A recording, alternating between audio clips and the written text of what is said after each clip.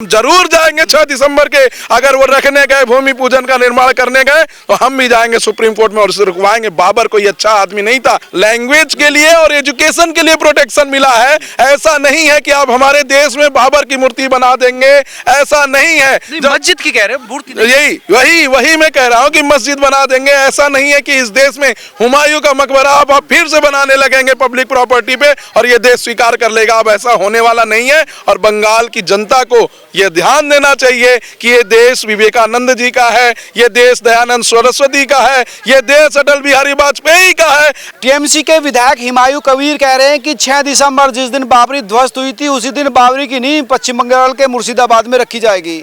Supreme court के advocate विशाल जी मेरे साथ है। विशाल जी कह रहे हैं कि पश्चिम बंगाल में बनाएंगे बाबरी मस्जिद, उत्तर प्रदेश में बनी हो ना बनी हो।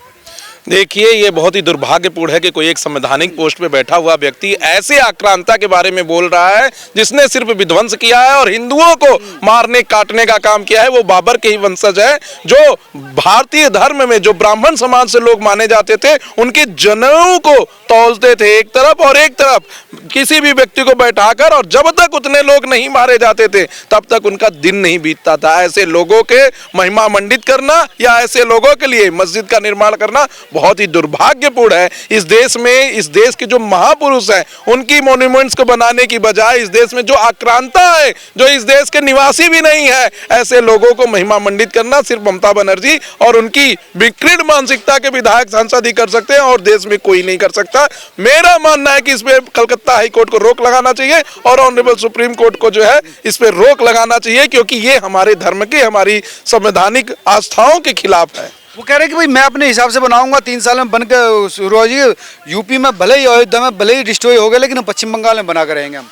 देखिए, ये सरकार अभी बंगाल में चुनाव आने वाली है, गिर जाएगी, पूरी तरीके से ध्वस्त हो जाएगी और सरकार के ध्वस्त होते ही ऐसे मानसिकता के लोगों को जेल के पीछे भेजने का काम भारतीय जनता पार्टी और उनके समर्थक दल करेंगे। मेरा मानना है इस देश में जब कॉन्स्टिट्यूशनल प्रोविजन के आधार पर राम मंदिर बना, तो ऐसे ही अगर किसी भी मॉन्यूमेंट्स को बनाना है तो कॉन्स्टिट्यूशन की इजाजत लेनी चाहिए। आप देश में रिलीजियस राइट्स के बात पर लोगों को आपस में भिड़ा रहे हैं, देश में दंगाएं फैला रहे हैं और कहीं ना कहीं यही चीज देखा गया जो दिल्ली के बम ब्लास्ट में हुआ था कि व्हाइट कॉलर डॉक्टर जो कि एक किसी पर्टिकुलर रिलीजन से विश्वास रखते हैं, ऐसे ही लोग वहां के विधायक और सांसद भी हैं। मस्जिद बनाने के लिए कैसे जरूरत थोड़ी है, मस्जिद तो बना सकते हैं अपना आप, उसकी जरूरत क्या है परमिशन लेने की? नहीं, उसकी भी जरूरत पड़ती है, क्योंकि ये रिलीजियस जो एक्ट है उसके अंतर्गत आता है। आप कोई भी मंदिर का निर्माण या मस्जिद का निर्माण करते हैं तो सबसे पहले आपको परमिशन लेना पड़ता है आपके डिस्ट्रिक्ट मजिस्ट्रेट से, आपके हाई कोर्ट से, और जरूरत पड़ी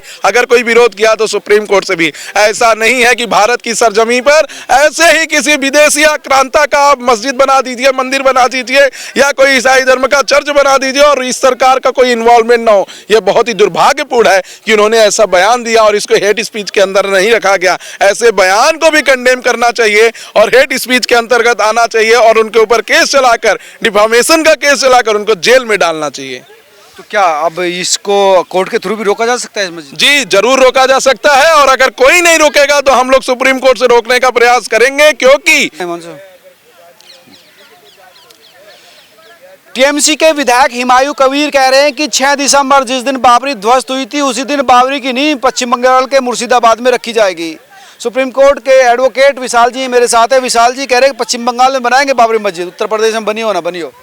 देखिए, ये बहुत ही दुर्भाग्यपूर्ण है कि कोई एक संवैधानिक पोस्ट पे बैठा हुआ व्यक्ति ऐसे आक्रांता के बारे में बोल रहा है जिसने सिर्फ विध्वंस किया है और हिंदुओं को मारने काटने का काम किया है। वो बाबर के ही वंशज है, जो भारतीय धर्म में जो ब्राह्मण समाज से लोग माने जाते थे, उनके जनेऊ को तौलते थे एक तरफ और एक तरफ किसी भी व्यक्ति को बैठाकर, और जब तक उतने लोग नहीं मारे जाते थे तब तक उनका दिन नहीं बीतता था। ऐसे लोगों के महिमा मंडित करना और बंगाल की जनता को यह ध्यान देना चाहिए कि ये देश विवेकानंद जी का है, ये देश दयानंद सरस्वती का है, ये देश अटल बिहारी वाजपेयी का है। ऐसे लोगों की यहाँ पर कोई जरूरत तो सबका है। विशाल जी, हुमायूं कबीर का भी है जो मस्जिद बना रहा है, देश तो फिर सबका है। नहीं नहीं, मैं ऐसे लोगों का देश नहीं मानता जो देश को लूटने के लिए ही यहाँ है। बाबर का जन्म भारत में हुआ था, कैसे मैं मान लूं कि वो इस देश का है? मैं नहीं मानूंगा इस बात को कि बाबर इस देश का है। बाबर दूसरे देश से यहाँ इस देश में लूटने आया था, यहाँ के मंदिरों को ध्वस्त करने आया था और 1526 1926 ईस्वी में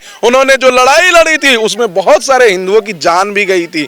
तो कहीं ना कहीं ऐसा कहना कि देश सबका है और बाबर का भी है, ये बिल्कुल ही गलत है। इसको सभी को समझना चाहिए कि बाबर यहाँ पैदा नहीं हुआ हुमायूं था। बाबर जो विधायक है नींव रख रहा उसका तो है ना, चलो बाबर का नहीं, हुमायूं जो है उसका तो है ना। अब हुमायूं बाबर का अगर ये है देश, तो इस देश में संवैधानिक काम करेंगे ना हुमायूं बाबर। ऐसा थोड़ी है कि ऐसे टीपू सुल्तान का और बाबरी मस्जिद का निर्माण करवाएंगे जिसकी वजह से दो धड़ आपस में बटेंगे और कहीं ना कहीं यहाँ पे सांप्रदायिक दंगे भी हो सकते हैं, देश की शांति में खतरा भी हो सकता है और देश की अखंडता और संप्रभुता पे भी खतरा हो सकता है। अब जब आप आर्टिकल 1 देखेंगे इंडियन कॉन्स्टिट्यूशन का, we the people of India और यूनियन ऑफ स्टेट की बात करता है, यानी यहाँ एक यूनियन होगा और सारे स्टेट जो होंगे उस संघ के भाग होंगे। ऐसा नहीं है कि आप अलग से बंगाल में नया झंडा लेकर फहराने लगेंगे, नए कॉन्स्टिट्यूशन का निर्माण कर देंगे और अलग से देश बना लेंगे, जैसा कि ममता बनर्जी बहुत बार कहती भी हैं कि हमारा तो अलग से देश होगा और हम इस देश के प्रधानमंत्री होंगे। ऐसा कब बोला उन्होंने? जी, ऐसा बहुत बार वो बोल चुकी है और उनकी मंशा भी यही है। और अभी आप उमर खालिद का बयान सुनिए, उसमें उन्होंने साफ साफ कहा है कि 5 लाख से ज्यादा लोग अगर हमें मिल जाए तो हम असम का पूरा पार्ट काट कर इंडिया को अलग कर देंगे और नहीं देर तक तो 1 महीने तक तो कर ही देंगे। ये सब मानसिकता बंद होनी चाहिए। भारत एक है, भारत अखंड है और भारत को तोड़ने की साजिश अगर कोई भी करेगा तो हम कॉन्स्टिट्यूशन का भी हवाला नहीं मानेंगे, क्योंकि देश की सुरक्षा सबसे पहले है। तो क्या 6 दिसंबर को अगर वहां पर नींव पड़ी तो आप सुप्रीम कोर्ट का अप्रोच कर रहे हैं? जी, हम अप्रोच करेंगे, PIL फाइल करेंगे और मुझे लगता है कि ऐसी मानसिकता वाले लोग ऐसा कुछ काम करेंगे नहीं, सिर्फ लोगों में दंगा भड़काने के लिए ऐसी बात को बोल रहे हैं, जबकि जमीन पर ऐसा कुछ होने वाला नहीं है। कभी कभी कुछ पागल व्यक्ति ऐसी पॉपुलैरिटी पाने के लिए ऐसे बयान को दे देते हैं जिसकी वजह से पूरे देश में माहौल खराब होता है। अभी एक केस के बारे में बताऊं, उत्तर प्रदेश के अंदर निवास करने वाला मुस्लिम धर्म का एक व्यक्ति ने बोला था कि एक समय आएगा जब तुर्की की तरह हम भी राम मंदिर को तोड़कर बाबरी मस्जिद बनाएंगे। Honourable chief justice of India justice Suryakant ने कहा कि ऐसे व्यक्ति के पिटीशन को हम क्वेश नहीं करेंगे, इनके ऊपर क्रिमिनल केस चलना चाहिए और उनको जमानत भी नहीं मिली, अभी वो जेल में भी हैं और आगे चलकर हो सकता है कि उन्हें इसी केस में आजीवन कारावास। उन्होंने सिर्फ एक फेसबुक पोस्ट ही किया था।